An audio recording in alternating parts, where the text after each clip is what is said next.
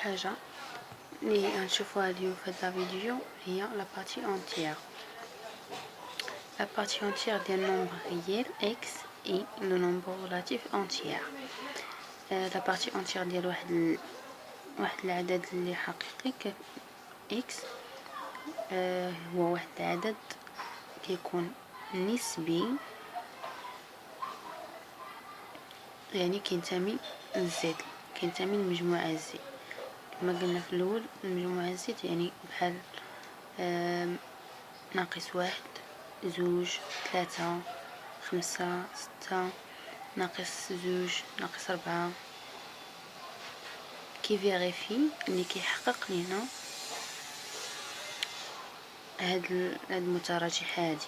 يعني مثلا كنقول لا بارتي اونتيير ديال اكس هو ان اذا كانت ان كتحقق لنا هاد المتراجح هادي، بحيث ان اكس كيكون محصور بين ان وهنا كتكون اصغر او تساوي، وبين ان بلس ان هنا كتكون اصغر قطعا، يعني كتكون ان اصغر او تساوي اكس اصغر قطعا من ان بلس ان. لا بارتي اونتيير دو اكس نوتي يعني اونتيير دو اكس، اولا كنديرو معقوفتين كنديرو اكس. غالبا كنخدمو بهاد الكتابه هادي، يعني دائما غالبا كنكتبو لا بارتي اونتيير على هاد الشكل هذا. هنا عندنا دي زيكزامبل ديال لا بارتي اونتيير. عندي هنايا لا بارتي اونتيير ديال زوج هي زوج، حيت زوج كتكون محصوره بين زوج، يعني بتكون عندي زوج محصوره بين زوج عفوا و ثلاثة، يعني هذا هو اللي غيكون كيمثل لنا لا بارتي اونتيير ديال زوج. هنايا عندي لا بارتي اونتيير ديال 3.2 اللي غادي تكون كتساوي ليا 3، حيت 3.2 محصورة بين 3 و 4، يعني هذه هي لا بارتي اونتيير ديال 3.2. يعني ديما كنرجعو عفوا هنايا قطعا دائما كنرجعو العدد اللي قبل اللي كيكون صحيح نسبي. عندنا لا بارتي اونتيير ديال ناقص 2.5 هو ناقص 3، عندنا ندير بحال هكا، عندنا ناقص 2.5 هنا، ناقص 2 هنا، ناقص 3 اللي صغر منها هي ناقص 3 اللي كنديروها هنايا. عندنا لا بارتي اونتيير ديال x بلس n هي نفسها لا بارتي اونتيير ديال x زائد n. دابا غادي نشوفو واحد ديكزارسيس كونسيرنون لا بارتي اونتيير. غادي نشوفو اكزارسيس على لا بارتي اونتيير. مثلا عندنا المثال الاول، عندنا فيه لا بارتي اونتيير ديال 2x موان 1 إيكالا 3. غادي نخدمو بهاد الطريقه هادي، يعني 2x موان 1 غتكون محصورة بين 3 و 3 زائد 1، 3 3 زائد 1 هنا كتكون عندنا أصغر أو تساوي، هنا كتكون عندنا أصغر قطعا.